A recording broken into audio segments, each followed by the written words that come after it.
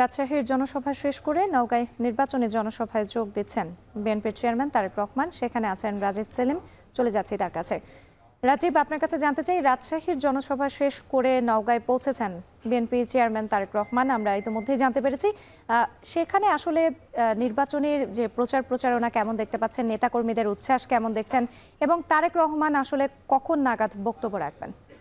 এখানে অবস্থান করছে সকাল থেকেই এই মাঠে নেতাকর্মীদের প্রচন্ড ভিড় ছিল। বিভিন্ন এলাকা থেকে খণ্ড খণ্ড মিছিল নিয়ে বিএনপির নেতাকর্মীরা এসেছেন নওগাঁর বিভিন্ন উপজেলা এবং জেলা কমিটির বিভিন্ন অঙ্গ সংগঠনের নেতারা তাদের কর্মী সমর্থকদের নিয়ে এই মাঠে উপস্থিত হয়েছেন। তারেক রহমান, বিএনপির চেয়ারম্যান তারেক রহমানের যে উত্তরবঙ্গ সফর, সেই সফরের আজকে শুরুর দিনে তিনি রাজশাহীতে একটি জনসভায় বক্তব্য রেখেছেন এবং সেখান থেকে তিনি নওগাঁয় আসবেন।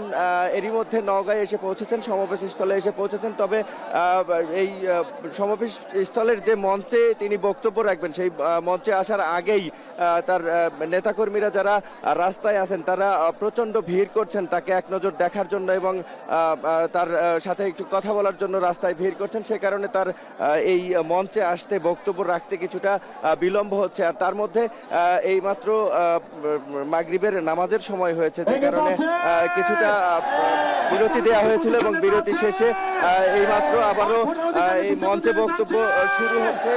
এখন তারেক রহমান, বিএনপির চেয়ারম্যান তারেক রহমান কিছুক্ষণের মধ্যেই মঞ্চে আসবেন এবং এখানে যে নেতাকর্মীরা উপস্থিত হয়েছেন তাদের সাথে আমরা আজকে সকাল থেকেই কথা বলছিলাম। তারা বলছেন যে বিএনপির চেয়ারম্যানের এই উত্তরবঙ্গ সফর ঘিরে নির্বাচনের আগে যে ভোটের মাঠ গছানোর বিষয়টি, সেই বিষয়টি তাদের খুবই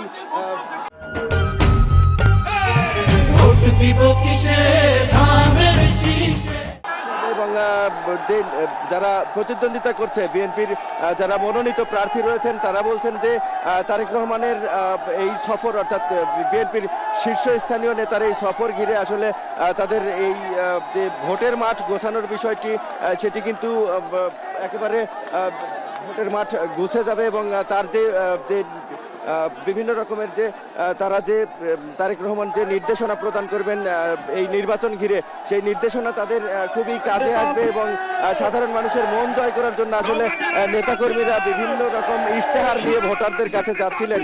আজকে বিএনপির শীর্ষ নেতা এসে এখানে নওগাঁর এটিএম মাঠে সেই ইশতেহারগুলো, সেই প্রতিশ্রুতিগুলো দিবেন এবং তারেক রহমানের যে প্রতিশ্রুতিগুলো দিবেন, সেই প্রতিশ্রুতির কারণে আসলে বিএনপির যে ভোটের মাঠ, সেই সমীকরণ অনেকটাই বদলে যাবে এরকম মনে করছেন এখানকার যারা রয়েছেন বিএনপির প্রার্থী, বিএনপি মনোনীত যারা প্রার্থী রয়েছেন।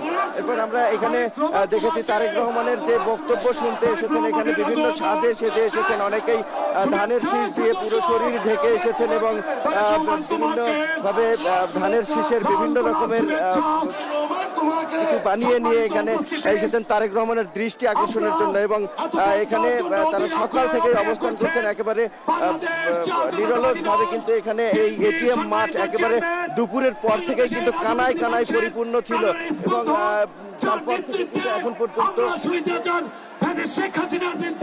তারেক রহমান এর মধ্যেই গাড়ি থেকে নেমে মঞ্চে উঠে এসেছেন। আমরা দেখতে পাচ্ছি তারেক রহমান মঞ্চে এসে পৌঁছেছেন, কিন্তু এখনো বক্তব্য শুরু করেননি। আমরা একটু আগে শুনছিলাম মঞ্চ থেকে ঘোষণা দেওয়া হচ্ছিল যে যেহেতু মাগরিবের নামাজের সময় হয়েছে, মাগরিবের নামাজের ওয়াক্ত শেষ হলেই বিএনপির চেয়ারম্যান তারেক রহমান এই মঞ্চে বক্তব্য রাখবেন এবং সকাল থেকে যারা এখানে অপেক্ষা করছেন বক্তব্য শোনার জন্য, তারা বক্তব্য শুনতে পাবেন। আর শুধুমাত্র মাগরিবের ওয়াক্ত শেষ হওয়াটুকু অপেক্ষা।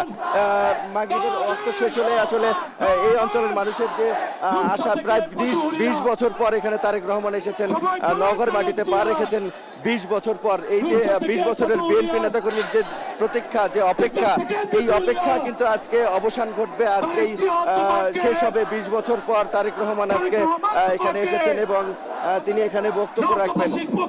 রাত্রি এখান থেকে তারেক রহমান যাবেন বগুড়ার আলতাফুন্নেসা খেলার মাঠে এবং সেখানে তিনি বক্তব্য রাখবেন।